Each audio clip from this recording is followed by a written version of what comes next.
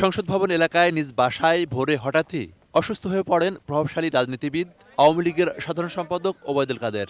এরপর দ্রুতই তাকে নিয়ে আসা হয় বঙ্গবন্ধু শেখ মুজিব মেডিকেল বিশ্ববিদ্যালয় হাসপাতালে। ভর্তি করা হয় কার্ডিওলজি বিভাগে।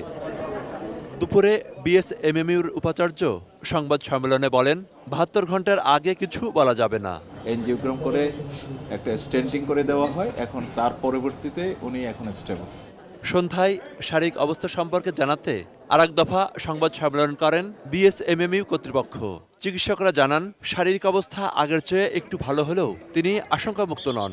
ওনার হার্টের মাংসগুলো যদি ভালো অক্সিজেন নিউট্রিশন পায় তাহলে রিকভারি ভালো হবে, এটাই আমাদের, এই জন্যই আমরা আশাবাদী করতেছি। কিন্তু তার বিপরীত হইতে পারে, অ্যারিথমিয়া হয়ে পট করে এরকম একটা ইস্কেমিক জোন থাকলে পট করে হার্টের ছন্দ পতন ঘটতে পারে।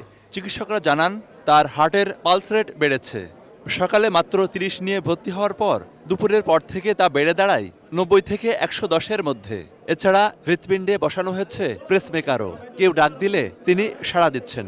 হৃদরোগে আক্রান্ত হওয়ার পর এনজিওগ্রাম করে রিং পরানো হয়েছে। বন্ধ হওয়া নালি দিয়ে ফের রক্ত চলাচলও করছে। রাত 8:45টার দিকে ডাক্তার তান কিয়াংশের নেতৃত্বে সিঙ্গাপুরের মাউন্ট এলিজাবেথ হাসপাতালের ৩ সদস্যের বিশেষজ্ঞ চিকিৎসক বিএসএমএমইউতে পৌঁছান। বাংলাদেশি শীর্ষ হৃদরোগ বিশেষজ্ঞদের নিয়ে ওবায়দুল কাদেরের শারীরিক অবস্থা পর্যালোচনা করেন। তাদের সাথে আমাদের আলোচনা হয়েছে এবং যেহেতু ওনাকে এই মুহূর্তে শিফট করা অত্যন্ত ঝুঁকিপূর্ণ, সেজন্য আমরা আগামী ২৪ ঘন্টা ওনাকে এখানে রেখে, আমাদের হাসপাতালে রেখে চিকিৎসা করতে চাই। আমাদের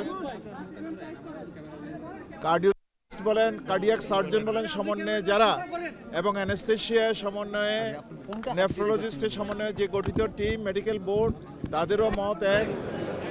মনিরুল ইসলাম মিন্টু, এটিএন নিউজ, ঢাকা।